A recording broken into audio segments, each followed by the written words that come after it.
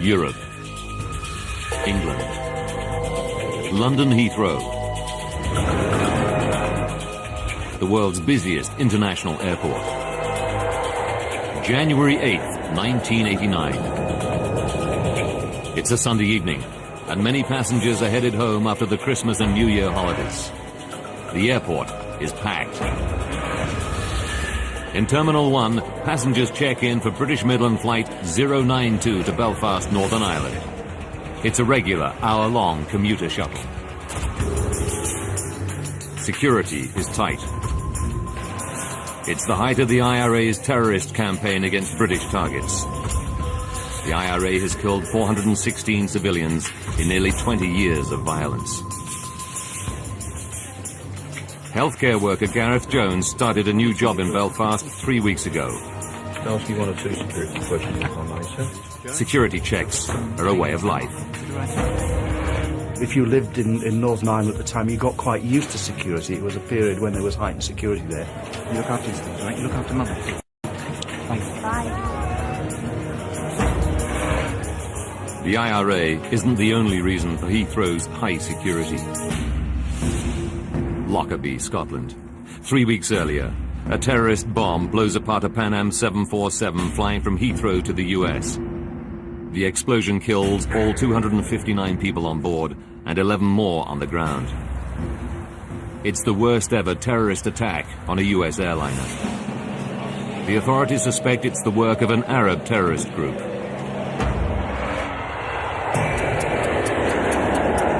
Will the before start checklist down the line then, please? Today, the passengers on Flight 092 are in the hands of 43-year-old Captain Kevin Hunt. He's one of British Midland's most experienced pilots, with 25 years flying under his belt. Air conditioning and pressurization packs on flight. Flying with him, 39-year-old First Officer David McClelland. Tonight, they're flying an aircraft just 2 months old. It's one of Boeing's new 737-400 series. Boeing launched the aircraft a year earlier in a blaze of publicity. It boasts significant improvements over its predecessors. Its new CFM56 engines are the most powerful of their kind, and the cockpit display features state-of-the-art technology, including computerized TV screens and LED dials, which replace the traditional mechanical gauges. 7:15 p.m. Boarding cars, please. Thanks. 118 passengers board the brand new plane and take their seats. Brakes released, and you are clear to push. We're going to start engines 2 and 1 on push. Captain Hunt starts up the 2 engines. The 400 series aircraft is still new to him.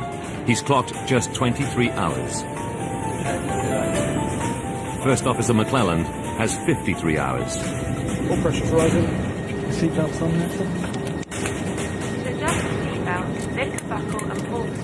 In the main cabin, Gareth Jones has a window seat over the wing in an emergency exit row. Excuse me, sir. Hi there. A flight attendant asks Gareth to read the safety card so that he knows how to open the overwing exit door.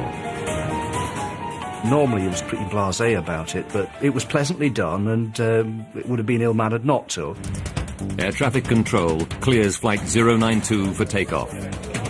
092 is clear for takeoff, 27 right, surface winds 270 degrees.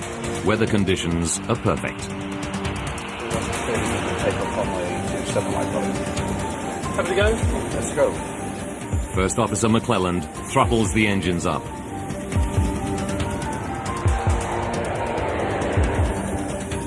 D1, rotate. Positive climb. And gear up. Gear up.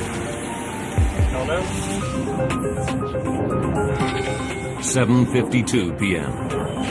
British Midland Flight 092 is airborne and on its way to Belfast. Maintain 6,000 feet in airspeed. Okay, 6,000 feet. Check. Debbie Griffith, age 24, is one of 6 cabin crew on board tonight. She was on standby, but managers called her in at short notice. Yeah. She's been a flight attendant for 2 years. I loved the job, basically because I really enjoyed meeting the people. It was a great lifestyle for somebody of that age. Within minutes of takeoff, the cabin crew start the drink service. With the hold-ups behind them, there's a light-hearted atmosphere. Passengers know they'll be on the ground in under 1 hour. 8:05 p.m. 13 minutes into the flight. The aircraft is climbing through 8,500 meters on its way to a cruising altitude of 10,600 meters. Then, without warning, a massive bang. The aircraft starts to vibrate violently. A routine flight turns into every air traveler's worst nightmare. Up on the flight deck, Captain Hunt and First Officer David McClelland feel the vibration. It's very strange. What's going on? Much worse, they smell smoke. What's going on? We've got a fire coming through. Tell ATC we need to start at this end. Smoke can only get into the cabin via the air conditioning ducts. And since the aircon is jet-powered on the 737, they deduce it's engine trouble. And it sounds serious. 20-year-old student Kieran Dynan is sitting over the wing close to the engine. All he can hear is a loud clattering sound. There was a very definite grinding noise. It sounded like pebbles going on in a washing machine. Just back from the cockpit, in row 1, are business partners Nick Stevenson and Chris Thompson. They're on their way home to Belfast. They feel the vibration. It's so intense, they fear the aircraft is breaking up. It sounded to me as though there's somebody outside with a sledgehammer trying to get into the aircraft, trying to beat their way through the fuselage. At that point, he simply stopped, froze. Flight attendant Debbie Griffiths immediately thinks of the Lockerbie disaster. This instant sort of terror, if you like, and my first thought was, is there a bomb? A huge bang and heavy vibrations rock a British Midland flight en route to Northern Ireland. Sitting in a window seat over the wing in row 14 is healthcare worker Gareth Jones. He's busy dealing with a panicking fellow passenger. The lady that was next to me, Teresa, was distressed, so I started to talk to her to try and calm her, but also to help me because it wasn't stress-free for me either. Gareth has good reason to be worried. His seat gives him a clear view of the plane's wing. And what he sees fills him with foreboding. I could look out of the window and see a trail of spark-like emissions from where the engine would be. From their seats in the cockpit, Captain Hunt and First Officer McClelland can't see either of the two engines, so they don't know about the sparks. Like all pilots, they must rely on their cockpit instrument display to diagnose the problem. The new display on the 400 Series 737 is unfamiliar to them, but it's state-of-the-art technology. Hunt and McClelland scan the screens and LED instruments. They diagnose an engine problem and shut down the faulty engine. Throttling back. Hey. Okay, shall I go through the... The terrible clunking and vibration immediately cease. The 737 is now behaving normally again. So you're approaching 1,000th level. But safety rules call for the crew to land the plane as soon as possible. Let's get a turn going through East Midlands. Hunt is in luck. Air traffic control clears him for an emergency landing at East Midlands Airport, just 10 minutes flying time away. Control, fly heading 090, be vectoring for the ILS. Roger, Midland 92, descending flight level 120.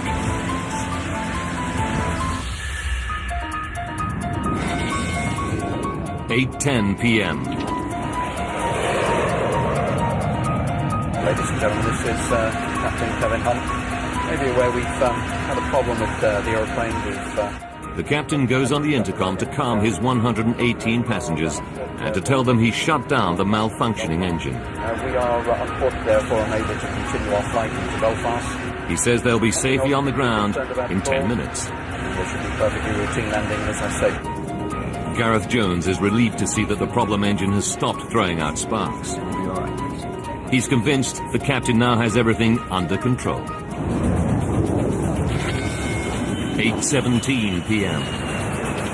The aircraft descends through 2,000 meters. They're 8 minutes from touchdown. So 160, please. 160, flight level 40. 40, and 1 minute later, air traffic control tells Captain Hunt to make a right turn to line up with the runway. midland 092, descend to altitude 3,000 feet. Midland 92, descend up to 3,000 feet. Shame. They're on final approach. The cabin crew take their seats for the remaining few minutes.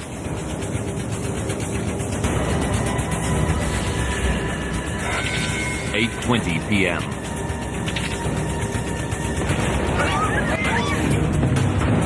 Another, even louder bang rocks the aircraft. The passengers realize that the noise must come from the plane's last remaining engine. The whole plane shook. It was like something touched the plane and stopped it in midair. And at that point, frankly, my blood just went cold. Now there are more vibrations, worse than ever. Vibration was incredible. It was almost impossible for me to focus on Chris, who was sitting in the seat beside me. And I remember thinking, if this keeps vibrating like this, the aircraft is going to fall apart.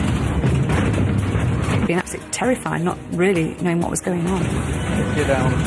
Gear down. And flat 15. Air traffic control clears Captain Hunt to descend to 600 meters. Final touch, please. They must get the plane down and fast before their last engine fails altogether. Frost is going. Tell them we've got a problem with the other engine. Then, everything goes silent.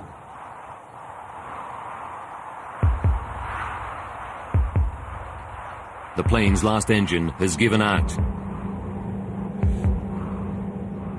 The passengers now know they're going down. I actually can't remember the noise of wind going by the plane, just this sort of rushing sound. And the plane then dropped. It started just to go down, like going over the top of a roller coaster. I remember thinking to myself, well, there's nothing you can do about it. If him upstairs wants to take you now...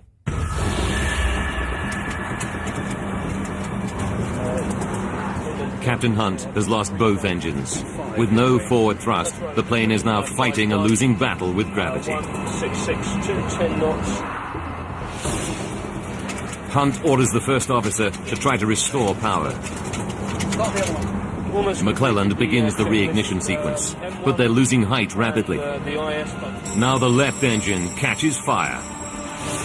Fire. Shall I do the fire drill?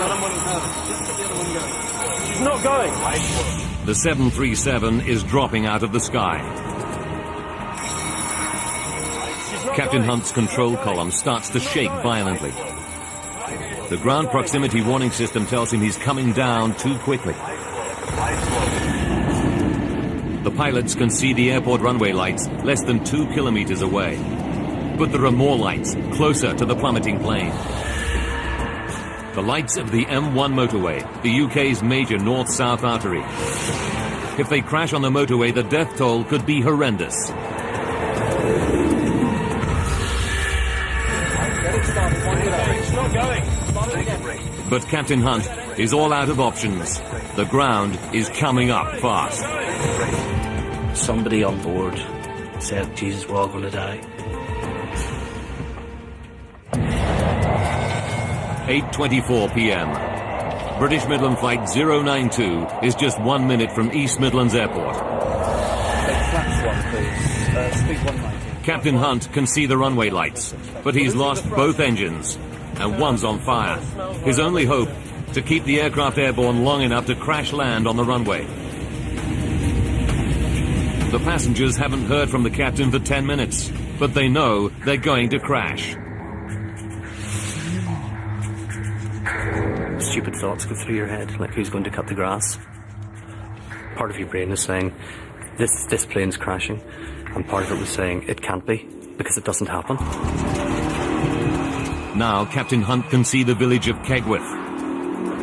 Desperate to avoid crashing into it, he raises the nose to stretch the glide. The 737 passes over the village at an altitude of just 60 meters. Where have I noticed what I think was a church spire, which actually went by the window. And I sort of thought, a church spire going past the window, I'm in a plane. But beyond Kegworth, lies the M1 motorway.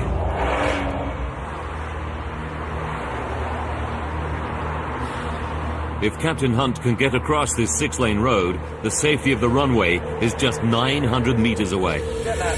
Just stop the other one. Get it going. It's not going. Get it up. It's not going. But he can't keep the plane airborne any longer. He makes a final announcement to the terrified passengers. It's not going, Kevin. Prepare for crash landing. Prepare for crash landing. And he said, brace, brace, brace, prepare for crash landing. And the tone of his voice said it all. I can remember going into the brace position and just thinking, this is it. Just before the plane hit the ground, I remember thinking, nobody survives a plane crash. I wonder, will I?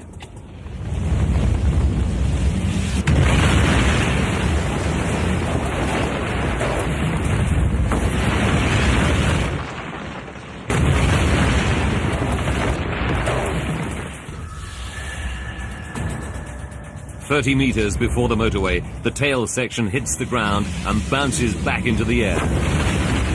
The plane smashes through trees near the edge of the motorway. It was horrendous. It just seemed to go on forever. Sort of suck the breath out of you. It careens across the road, destroying a light on the central reservation. The aircraft slams into the embankment on the far side of the M1 and breaks into three. I just remember being crushed and then nothing. Total silence. It comes to rest just 900 meters from the safety of the runway. Captain Hunt made it across the motorway just. Incredibly, no cars are passing at the moment of the crash. Inside the wreckage of the 737's middle section, Gareth Jones and his fellow passenger Teresa are alive. They're sitting over the wing, the strongest part of the aircraft. Gareth is not even badly hurt. He cannot believe his luck, but the danger isn't over yet. When I opened my eyes, I could see the little bush that was on fire and thought, hang on, this is dangerous. We're right over the wing's full of fuel, we'd better get out of this place pretty quick. It's a miracle the plane's 5,000 plus litres of aviation fuel haven't caught fire. But the fuel is now pouring out of the damaged wings, and one of the engines is still in flames. If the fuel ignites, Gareth and any other survivors will have little chance. Having lived through an air crash, they could still burn to death. Gareth desperately pulls the emergency door handle, but it won't open. Fortunately, I remembered Jamie's instructions on the card and grabbed the handle, pulled the door in and threw it out. Before the crash, Gareth told fellow passenger Teresa that if they survived the impact, he would get her out. I remember sticking my head back in through the hatch and shouting to Teresa, give me a hand, and this little hand appeared out of the blackness. And I remember pulling her out through the door. Now Gareth climbs back into the plane to look for other survivors. He finds a horrifying scene. Twisted wreckage, injured people shouting for help, and others who are ominously silent. There were people clearly struggling to get out and others that were not moving, and you knew what had happened to those that were not moving. And that's one of the memories I'll carry with me to my grave. In row one, in the plane's broken front section, business partners Nick Stevenson and Chris Thompson. Chris is unconscious and severely injured, but Nick is one of the luckier ones. He comes round quickly. The first thing I thought is, I'm alive. The second thing I thought is, there's going to be a fire, get out. He doesn't have the strength to help Chris. He tries to get up, but a searing pain in his left leg stops him. And yet he knows he must overcome the pain to get out. You know, the survival instinct just takes over. The drive, it's incredible. I just knew I was going to get out. I had to get out. Nothing else was of any importance whatsoever. He reaches a break in the fuselage and shouts to passing drivers who've stopped to help. He said, yeah, we see you, you're okay, you know, we'll get you. Carried me down the embankment. Still trapped in the wreckage of the nose section, flight attendant Debbie Griffith. She's in a bad way. but her main fear is a fuel explosion. I was having real problems breathing and actually felt like I was dying. I was really sort of fighting to live. And I just expected the engines to go. And I can actually remember thinking, it has to be quickly. And 20-year-old Kieran Dynan hangs right over the edge of the shattered midsection. He's badly injured and drifts in and out of consciousness. All the seats in front of me were gone. There's nothing. It was just debris and nothing. 8:30 p.m. 5 minutes after the crash, the fire crews reach the aircraft. They start to douse the whole area with foam. The fireman shouted through, "We've got the engines out." So at least then I knew that we were in with a fighting chance. Within 2 minutes, the engine fire is out. The rescue can begin. Now firefighters scour the plane for survivors. They have the grim task of checking which passengers are dead and which still have a spark of life. I literally just woke up as he shone the torchlight in my eyes, and he said, "Quick, this one's still alive." And then I blacked out again. Kieran is pulled out of the plane and rushed to hospital.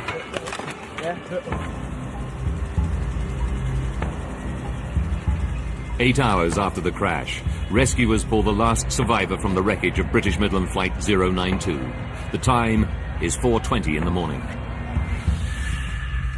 Of the 126 people on board, the impact kills 39. 8 more die in hospital from their injuries. Among the survivors, the 2 pilots, David McClelland and Captain Hunt. Both are seriously injured by the impact. Captain Hunt is paralyzed. The survivors have been describing what happened and praising the skill of the plane's pilots. But what could cause a brand new aircraft to simply fall out of the sky? Sabotage by terrorists is one possibility.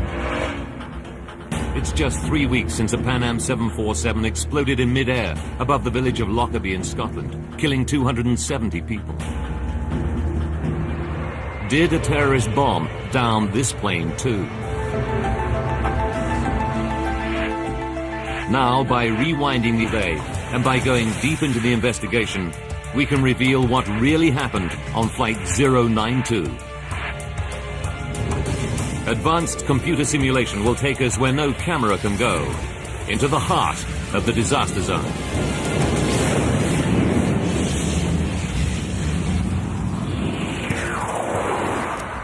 Eddie Trimble is the chief investigator from the UK's Air Accident Investigation Branch. He's worked on all the major air disasters in the UK over the last 30 years. When news of the Kegworth disaster breaks, Trimble's team of 9 crash investigators is still in Lockerbie, scouring the wreckage of the downed Pan Am plane. Now he fears another terrorist outrage has claimed lives on British soil.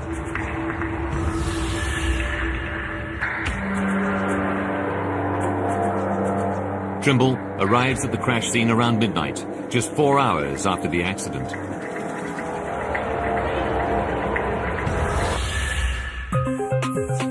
As the hours pass, he finds none of the telltale signs of damage from explosives. The team quickly rule out a terrorist attack as the cause of the crash. This is not another Lockerbie. Investigators now turn to the possibility of mechanical failure. Survivors report a double engine failure. It seems almost incredible, but the theory soon surfaces in news reports. The experts say the chances of both engines on a brand new airliner failing at the same time are 100 million to 1. But that seems to be what happened last night. Eddie Trimble knows that if both engines failed almost simultaneously, the implications are enormous. There are 18 of the new 737s in service. Could they all be flying with a fatal flaw? The investigators need to find out, and fast. Chief Investigator Eddie Trimble and his team of 9 scour the crash site of British Midland Flight 092. They desperately need clues to explain what could cause both the 737's jet engines to fail. Accounts of the plane's final moments are coming in from eyewitnesses. they report flames in the left-hand engine.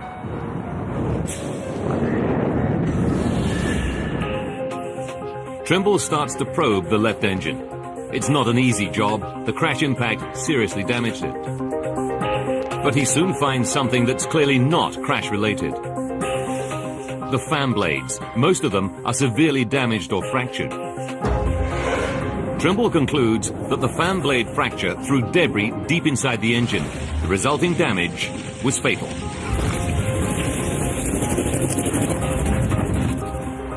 He must send the left engine for further tests to discover what caused a fan blade to fracture in the first place. Now Trimble and his team turn to the right-hand engine, the one the cockpit voice recordings reveal is the first to malfunction. They carry out an inspection of its internal mechanisms. After hours of examination, Trimble reaches a terrible but inescapable conclusion. I thought, gosh, it really does look as though they may have shut down a good engine. Trimble realizes that when the left-hand engine starts to go wrong, the flight crew inexplicably shuts down the perfectly good right-hand engine. Now the whole focus of the investigation shifts. It's not a terrorist bomb or double-engine failure that killed 47 people on Flight 092. It's a catastrophic human error. This astonishing discovery rocks the aviation world. How could such experienced pilots shut down the wrong engine on a brand new aircraft?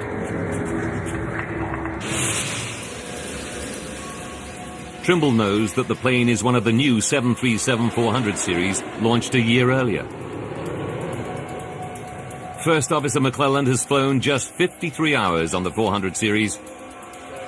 Captain Hunt, even fewer, only 23 hours. Could the pilot's unfamiliarity with some aspect of the new design have caused the fatal error? To find out, Trimble must probe every twist and turn of events on Flight 092. Using the cockpit voice recordings, he starts to analyze every decision the pilots took on the flight deck. Okay, we're just turning off the localizer. Tell them we're fully established. Midland 092 is fully established. 8:05 p.m., just under 20 minutes before the crash. On the left engine, a fan blade fractures. The broken piece lodges inside the engine casing. The damage to the fan blade throws the finely calibrated engine out of balance. The engine now starts to shudder violently, setting up a vibration that rocks the whole plane. The fracture fatally damages the left-hand engine.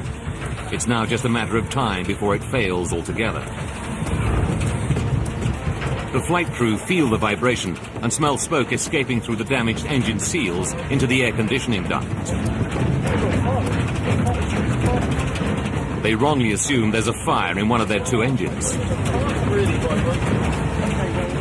Captain Hunt asks which is the problem engine. Which one? Which one? The cockpit voice recorder reveals the first act in a terrible chain of events. First Officer McClelland starts to say left, but then changes his mind. No, it's the right one. Eddie needs to find out why McClelland hesitates and then gets it wrong. He knows that the pilots can't physically see the engines. They must rely on their instrument display to diagnose the problem. The cockpit display on the new 400 series boasts LED dials and screens in place of traditional mechanical instruments. Did Hunter McClelland have trouble interpreting its unfamiliar instrument display? Okay, we'll throttle it back. The new display has a meter to monitor unusual vibration on each engine. These should allow the pilots to see at a glance which engine is in trouble. The meters have always been a feature of the 737 cockpit display, but on the 400 series they look very different. On the new 737, the engine vibration meter has an LED needle. It swings around the outside of the dial instead of the inside as in earlier versions. and it's only the size of a 20-pence piece. Trimble learns that Hunt and McClelland went on a one-day course to learn about the new 400 series. But he finds that neither of them received any simulator training on the Engine Instrument System, or EIS. Neither pilot had had the opportunity to fly a simulator and learn how to interpret the EIS, whether in normal operation or, very importantly, during abnormal operation. The crew's unfamiliarity with the new plane means they lose their first opportunity to diagnose the problem correctly. But it's still a mystery why they reached the conclusion that it's the right-hand engine that's malfunctioning. The cockpit voice recordings give Trimble another clue. Can you smell that? What is that? It doesn't be something. It smells something. When the pilots smell smoke from the damaged engine, they know the only way it can reach the cockpit is via the air conditioning system. Can you smell that? There's a fire coming through. In Captain Hunt's experience, the air conditioning on a 737 is powered by the right-hand engine. Which one is it? He assumes that is where the smoke is coming from. Well, throttle it back. Throttle it back. But Boeing has made another change to the latest 737. On the new planes, the air conditioning is powered not just by the right engine, but also by the left-hand engine. 8:07 p.m. Misled by the smoke, the pilots miss their second chance to diagnose the left-hand engine as the problem. Now, First Officer McClelland throttles back and shuts down the perfectly functioning right-hand engine. Everything seems to return to normal. The heavy vibration and banging has stopped.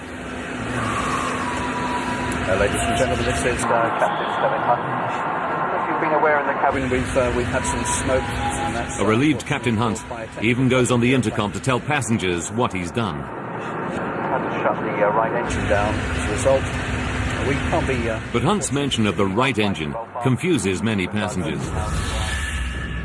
Student Kieran Dynan recalls seeing sparks and flames coming out of the engine on the left-hand side of the plane. I thought it was strange. Why is he turned off the good engine? When it's so obvious this engine is all on fire. But Captain Hunt and the first officer cannot physically see either of the two engines from the flight deck. Someone from the passenger cabin would have to tell him which engine is in trouble. Investigators want to know why Kieran Dynan and other worried passengers don't raise the alarm. I remember thinking, he still must know what he's doing because he's the professional. Trimble and his team conclude that this trust in the captain prevents anyone on board from raising the alarm. But the investigators still face a big mystery. Why does the aircraft seem to return to normal function after the pilots turn off the wrong engine? To solve this mystery, Eddie Trimble and his engineering specialists delve deep into the workings of the 737's jet engines. All 737s have an auto-throttle, a form of cruise control that maintains the desired airspeed by automatically sending the right amount of fuel to the engines. To shut down the engine, First Officer McClelland must disengage the auto-throttle. This returns the plane to full manual operation and allows him to start throttling back the engine. Trimble suspects that this routine step holds the key to the mystery. He turns to the plane's black box to try to find out exactly what's going on inside the computer-controlled engines at the critical moment. What Trimble discovers about the behavior of the autothrottle explains why the plane appears to fly normally on a badly damaged engine.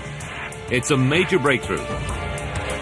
The investigation team can now unravel exactly what happened aboard Flight 092 in the final, fateful seconds from disaster.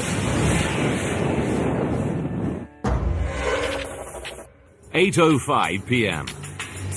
When the fan blade fractures on the left engine, its fragments damage the engine severely, causing a reduction in fan speed. The auto-throttle reacts by pumping more fuel to the stricken engine, trying to maintain the fan speed. This causes the damaged engine to shudder violently and throw out sparks. These ignite surplus fuel, causing the flames seen by the passengers. 8:07 p.m. It's the left. No, it's the right one. Okay, Misled by the smoke coming through the air conditioning, the crew misdiagnosed the problem engine. Captain Hunt orders the fully functioning right-hand engine to be shut down. Okay, throttle it back. First Officer McClelland disengages the auto-throttle and instantly pulls back the thrust lever on the right engine. The minute he does so, the vibration stops and the smell of smoke disappears. Eddie Trimble now knows why. Data from the black box reveals that when the pilots disconnect the auto-throttle in order to shut down the right engine, both engines return to manual throttle. Sensors inside the damaged left engine detect that it's spinning slower than normal, which triggers a reduction in fuel flow. With the fuel flow now at a level the engine can handle, the vibration and flames disappear. Now the left engine appears to be functioning normally, when in fact it's fatally damaged. The crew naturally think they've shut down the correct engine. What they don't realize is that it is disconnecting the auto throttle that solves the problem, not, as they believe, closing down the right-hand engine.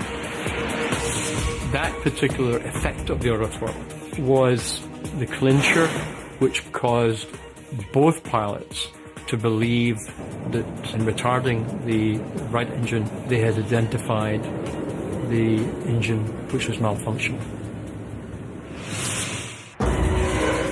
It's a revelation to the investigators that the behavior of the 737's auto-throttle might mislead pilots during an engine malfunction.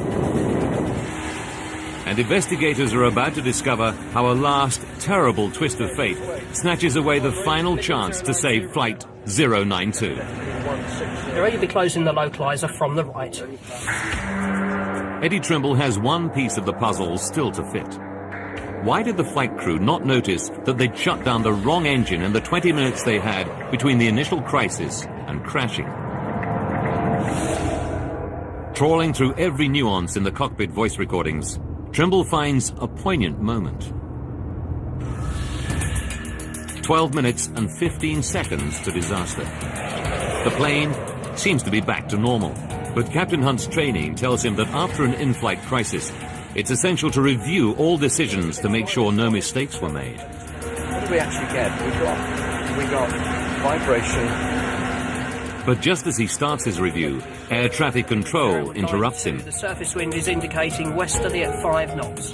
They clear Captain Hunt to descend to 1,200 meters for landing in 12 minutes' time. He does not resume the review of events with his first officer. Had he continued, he may have spotted his error. But tragically, the crew missed their last chance to prevent the crash. 4 minutes and 40 seconds to go. We can arm approach now. Check, we'll take flaps 1, please. Speed 190. The pilots increase throttle to the left engine to control their descent. What they don't realize is this act will deal the engine its fatal blow. Increasing the fan speed throws more debris from the fractured fan blade deep into the engine. Thrust is going. Losing the thrust. Okay. Tell them we got a problem. It's now tearing itself apart, and the runway is still 21 kilometers away. 1 minute to go. The engine loses all power. It now catches fire. Got a fire in the number 1 engine. No, forget that. Just start the other one. Get it going. Captain Hunt has run out of time. He's lost both engines. In desperation, he tries to restart the right-hand engine with a windmill start, using the plane's speed to spin up the engine blades. It's not going. Get it out. It's not going. Light slow. It's not going, Kevin. Light slow. But it's too late. Their airspeed is too low. Hunt pulls the nose up to stretch the glide. He keeps the aircraft in the air long enough to clear the village of Kegworth. But Captain Hunt knows it's all over. 10 seconds from impact. Captain Hunt makes his final announcement. Not going, Kevin. Prepare for crash landing. Prepare for crash landing.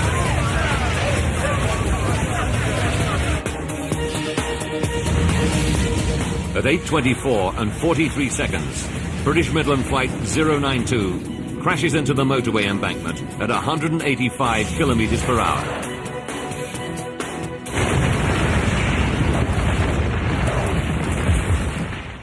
Midland 092, this is East Midlands radar, do you read?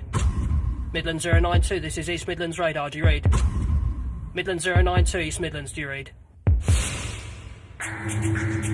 The plane comes to a stop just 900 meters from the airport runway.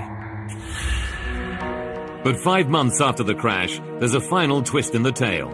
A shocking discovery that grounds more than 30 of Boeing's brand new 737-400 aircraft worldwide. June 1989. 5 months after the Kegworth crash, 2 more Boeing 737-400 series aircraft suffer identical fan blade fractures in flight. In both cases, the pilots read the signs correctly and land safely. The Civil Aviation Authority has tonight grounded all Britain's Boeing 737-400 aircraft.